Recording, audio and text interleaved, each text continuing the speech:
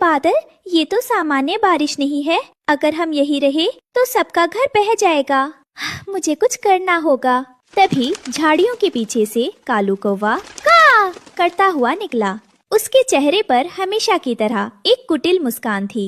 अरे ओ रानो, क्यों परेशान है? ये बारिश आएगी और तेरे जैसे छोटे परिंदों के तिनकों के घर उड़ा ले जाएगी। पर मेरा क्या? मैंने तो बरगद के सबसे मजबूत तने में अपनी जगह बना रखी है। कालू भाई, सिर्फ अपने बारे में मत सोचो। देखो, नन्हे तोते और चिड़ियों के बच्चे कितने डरे हुए हैं। हमें मिलकर सबको बचाना चाहिए। मिलकर? बेवकूफ चुरिया। इस जंगल में जिसकी लाठी उसकी भैंस। जब तूफान आएगा तो मैं देखूंगा कि तू अपनी इस मदद की बातों से किसे बचाती है। कालू वहाँ से उड़ गया। रानो ने हार नहीं मानी। उसने जंगल की सूखी पत्तियों, रेशमी धागों और हल्की लकड़ी के टुकड़ों को इकट्ठा करना शुरू किया। वो कुछ अजीब सा बना रही थी। 2 दिन बीत गए। तूफान अब बस सिर पर था। रानो ने जंगल के बीचों बीच एक विशालकाय छाते जैसा घर तैयार कर लिया था। ये आम घर नहीं था। इसमें पंख लगे थे और बीच में बैठने की काफी जगह थी। रानो दीदी, ये क्या है? क्या ये हमें बचाएगा? हाँ मिठू, सब अंदर आओ। टुनटुनी, अपने बच्चों को यहाँ लाओ। कबूतर भाई, आप पीछे की तरफ बैठिए। जल्दी करो। तभी कालू कौवा फिर आ धमका। उसके पीछे उसके कुछ चाटुकार कौवे भी थे। वाह, क्या बात है! रानो ने तो कूड़े का पहाड़ बना दिया है। रानो, तुझे सच में लगता है कि ये घास फूस का छाता तुझे तूफान से बचाएगा? एक झोंका आएगा और तू इस खिलौने समेत जमीन पर होगी। कालू, समय बर्बाद मत करो। तुम भी अंदर आ जाओ, अभी जगह है। मैं? इस कचरे के ढेर में? कभी नहीं। देखना, जब तुम्हारी ये नाव डूबेगी तब मैं ऊपर से बैठकर तमाशा देखूंगा। अचानक हवा की गति तेज हो गई।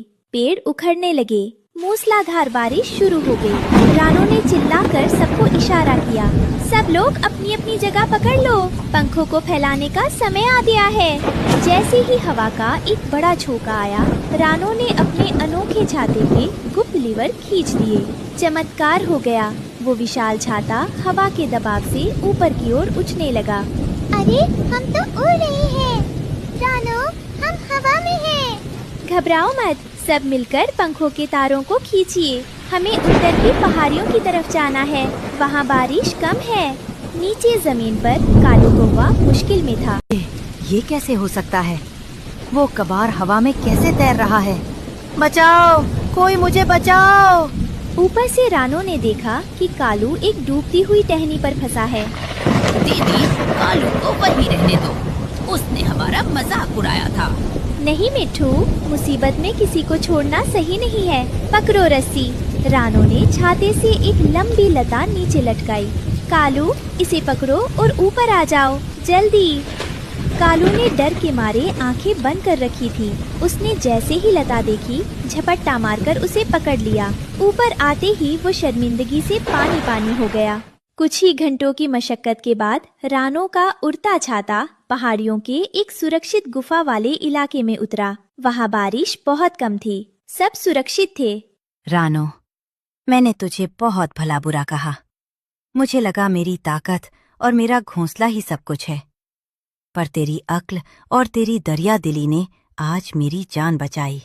कालू भाई, ताकत सिर्फ शरीर में नहीं, सोच में होती है। और असली जीत वो है जिसमें सब साथ हों।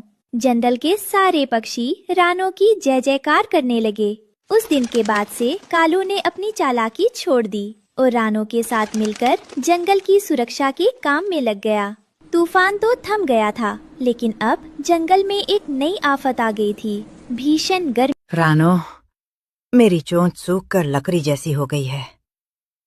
नीचे तालाब में सिर्फ कीचड़ बचा है। क्या तेरा वो उड़ने वाला छाता हमें पानी के पास ले जा सकता है? कालू भाई, उड़ने वाला छाता बहुत भारी है। उसे रोज रोज उड़ाना मुश्किल है। हमें कुछ ऐसा बनाना होगा जो हवा से ही पानी निकाल सके। हवा से पानी? क्या पागलपन है? हवा तो सूखी है, ये आग बरसा रही है।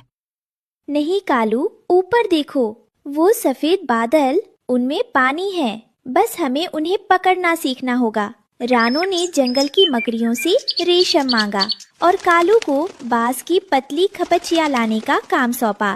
कालू, मुझे ऐसी टहनियाँ चाहिए जो लचीली हों पर टूटे नहीं, और सुनो, उन पर चीड़ के पेड़ की गोंद भी लगा लाना।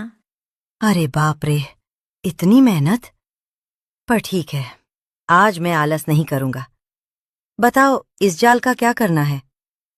हमें इसे पहाड़ी की सबसे ऊंची चोटी पर लगाना है, जहाँ ठंडी हवा चलती है। जब बादल इस जाल से टकराएंगे तो उनकी भाप पानी की बूंदों में बदल जाएगी।